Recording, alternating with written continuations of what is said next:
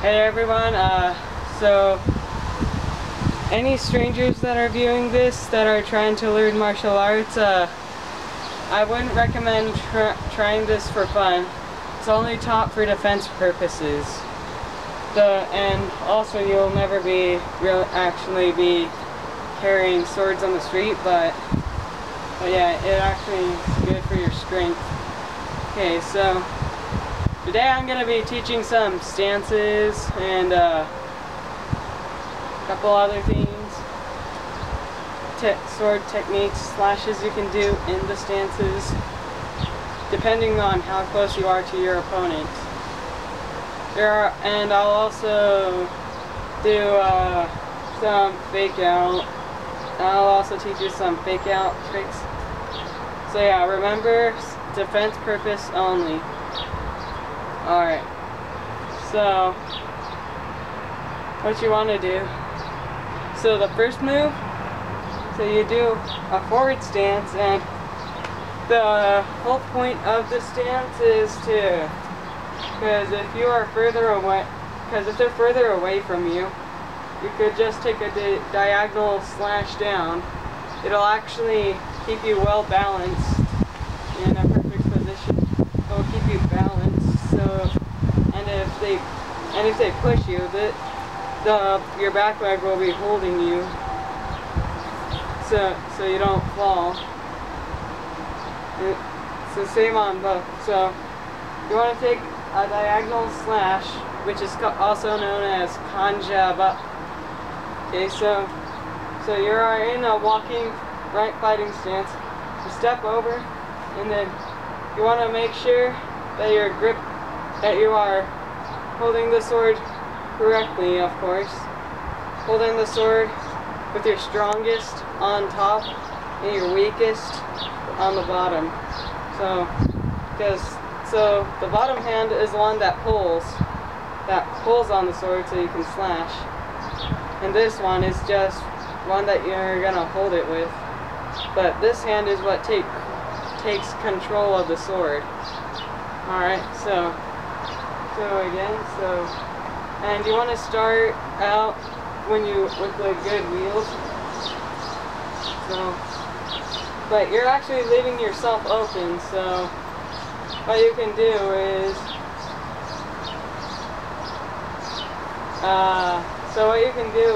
push kick them away or something. Just want to have your knee up and then push them away with your foot, and then step over in the stance, and then do kanja. Okay, so let's try that. Okay, so he's close to me, so I just push him away and step over and do slash. Alright, so here we go. So step forward, slash. So yeah, make sure this hand is the one moving the sword, because the top hand is just the one that you hold it with.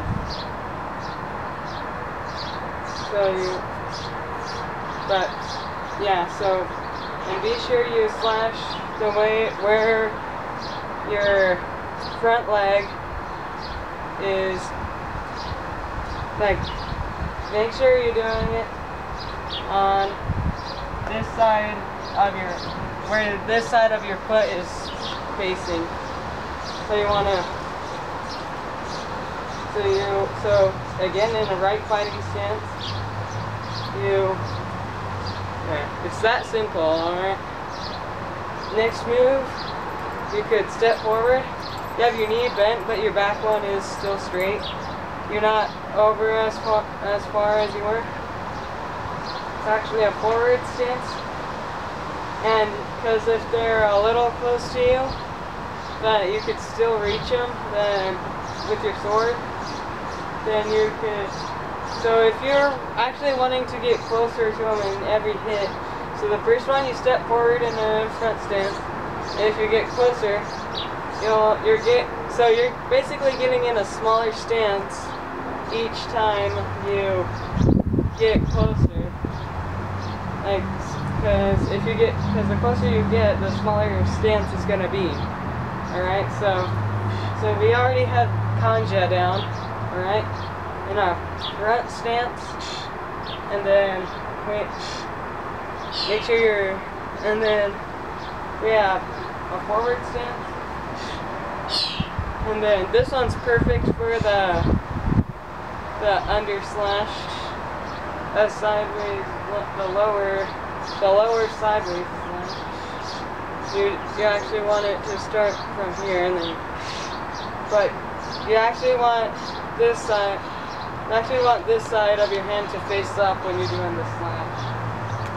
So yeah, the hand that takes control, the back of the hand that takes control is facing up when you do the slash. Whatever hand it works for you. So yeah, so this stance also makes it so. This stance, so yeah, the whole point of stances is to stay balanced and to not get pushed down. Okay, so yeah, so right fighting stance, your right foot is behind your leg. Left fighting stance, your left foot is behind. Okay, so remember, so kanja, and then the lower side slash. The lower side slash is actually one that you can gouge people's intestines out, but you know they've pretty much already had enough damage. But if you just, so yeah, if one slash already does enough damage to them, but if it just cuts them, then you're gonna want to just get closer and then do diagonal slash, and then another one you want to do, and then the walking stance is when you're closest to him. Like if he's just standing right there and he's too close, so yeah. But if you get too close without holding your sword up, then you won't have room to wield your sword. You could just easily just grab your sword. Alright, but what you want to do, so you're in this stance, moving to walking stance, so you move into walking stance, so this way won't work, because it won't leave any room, but, so you gotta make sure you can, so you're in this stance, you've already done the lower side slash. Another thing you would want to do, so you actually want to turn it and then take this step and then slash up, because it actually leaves room for your sword, because you're actually holding it to the side. So then, and it actually leaves a quicker attack, because because if you just stop for a moment and then take the step, they could easily just do whatever they want to you. So it's important to make sure that you make a quick attack. So the front stance, you do kanja, then the lower side slash, and then the upper slash. Walking stance, then you upper slash. Okay, it's that simple. And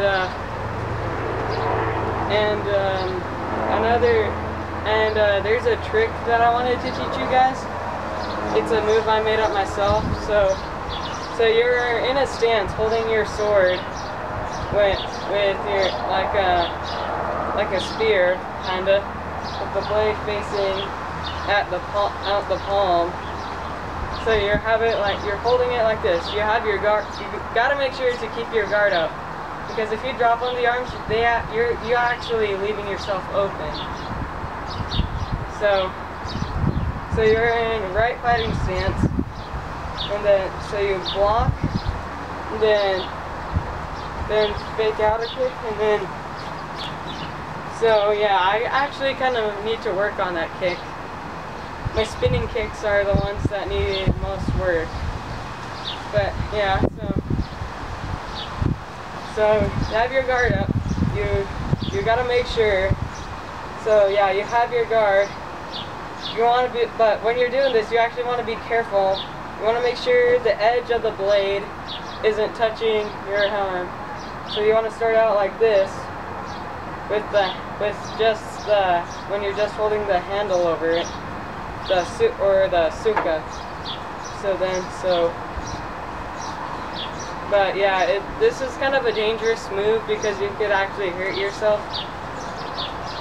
But, you know, so, or you could just start with your arm behind the hand with the sword. So you just do a high block. But the reason why we have our hand up like this, in a position like this, because if you just randomly start with a regular high block, you're not putting much power into it. And also you're leaving yourself open. So you want to do, you actually want to, because if they punch you with both hands, you actually want to block down. It actually leaves a good block also. So you're actually doing 2 blocks at once basically. So you want to do that. So you want to do that, and then fake kick, and then do it. So then have your foot out. So you want to start. You want to bring your foot up, and down. But or you could just try block, and then fake a kick, and then slash.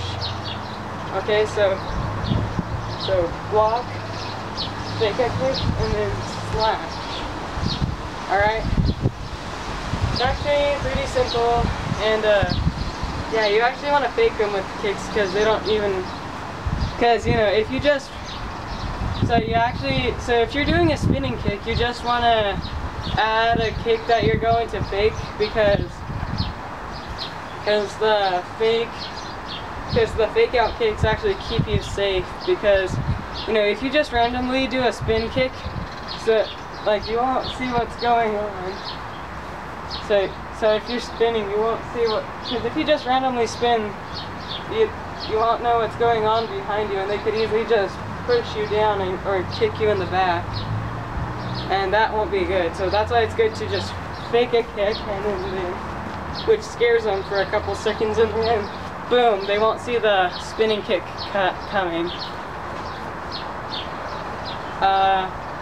But yeah, and that's my tutorial, and I hope you guys liked it. So yeah, if you are interested in doing martial arts and you haven't done it already,